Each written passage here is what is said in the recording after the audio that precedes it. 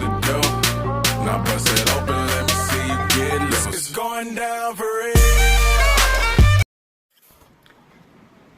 Ever wondered what everything around us is really made of? From the stars above to the ground, beneath our feet, everything in the universe is made up of tiny building blocks called atoms. But how did we discover these invisible particles? What did we used to think matter was made of? Buckle up, because today, we're taking a journey through time to explore the fascinating history of the atom and the elements that make up everything we see and feel. Trust me, it's more exciting than it sounds.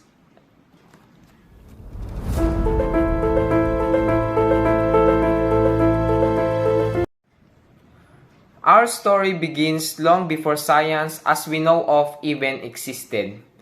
Imagine this.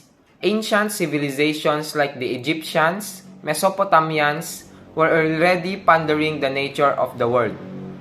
But it wasn't until ancient Greece that we really started digging into the idea of atoms. You see, around 400 BCE, a Greek philosopher named Democritus suggested that everything in the world was made up of tiny, indivisible particles which he called atomos, meaning uncuttable. Atoms, he said, were the smallest building blocks of matter. Pretty cool for a guy without microscope, right? Subukan mong makinig, nag-iinit ka, kailangan mo na Sa malamig.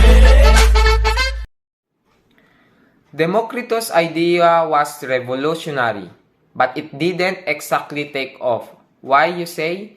Well, the concept of atoms was just a bit too out there for most people, including Aristotle. Aristotle, one of the most famous philosophers of the time, rejected the idea of atoms and believed in the four basic elements: earth, air, fire, and water. So, for the next 2,000 years, the atomic theory was largely forgotten, and everyone focused on Aristotle's ideas. Beautiful girls all over the world. Fast forward to the Middle Ages, where a group of thinkers called alchemists took over. These early scientists weren't quite sure about atoms, but they were obsessed with transforming one substance into another, hoping to turn base metals into gold. While they didn't discover the atom itself, they laid the groundwork for modern chemistry by exploring chemical reactions, and this eventually led to the understanding of elements.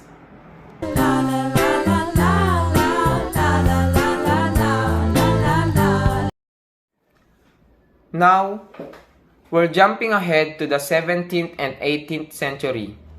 With the development of better tools like the microscope, science was finally ready to take a closer look at matter.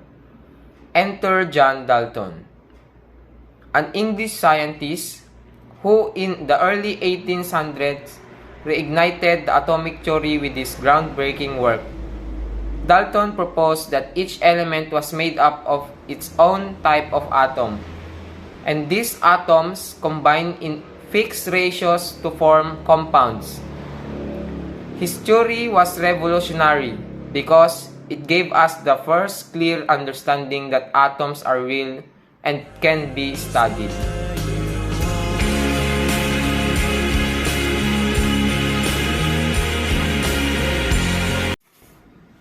But hold on, the story doesn't stop there.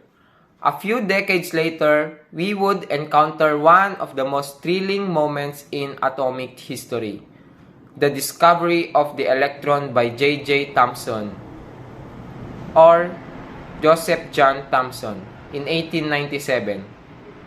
While experimenting with cathode rays, Thomson discovered the atoms weren't indivisible after all.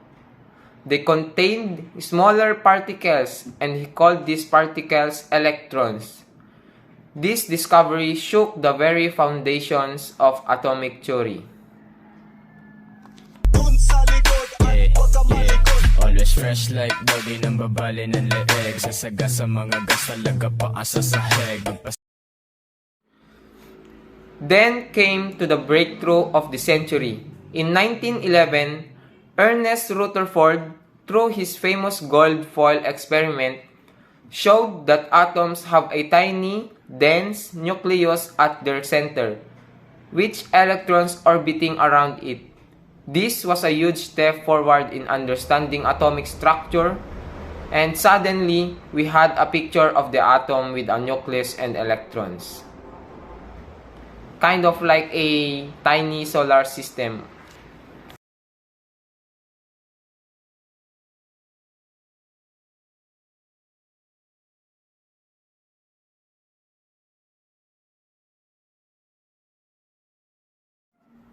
But wait, it doesn't end there. Niels Bohr, in 1913, took it even further by suggesting that electrons orbit the nucleus in specific paths or shells. This idea helped explain how atoms emit light and laid the foundation for modern quantum theory.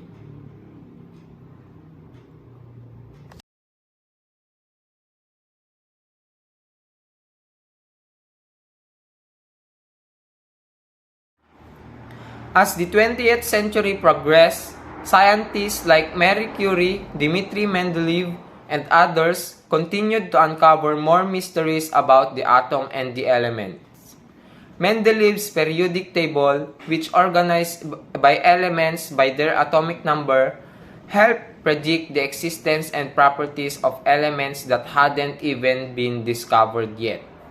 And just when we thought we knew everything, quantum mechanics arrived, showing us that atoms are even weirder than we could have imagined.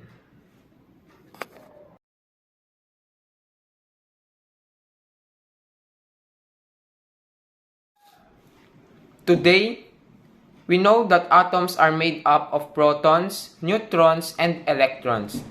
And it's not just the elements we've discovered that matter. Understanding atoms has led to technology like computers, medical advancement, and even our exploration of space. The discovery of atoms isn't just important for scientists but for the entire world, as it affects every part of our daily lives.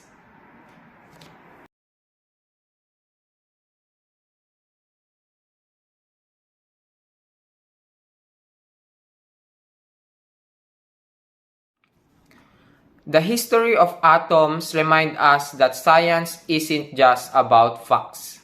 It's about curiosity, exploration, and the constant search for understanding. From ancient Greece to modern-day discoveries, the story of the atom is a testament to a human innovation and our ability to think beyond what we can see.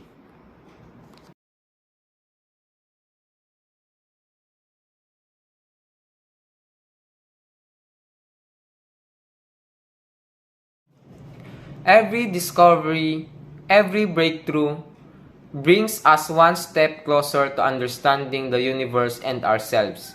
And who knows, maybe the next great atomic discovery is just around the corner. So, the next time you hold a piece of technology or gaze at the stars, remember that it all began with a simple question: what is everything made of? Thanks for joining me on this journey through time. Until next time, okay man.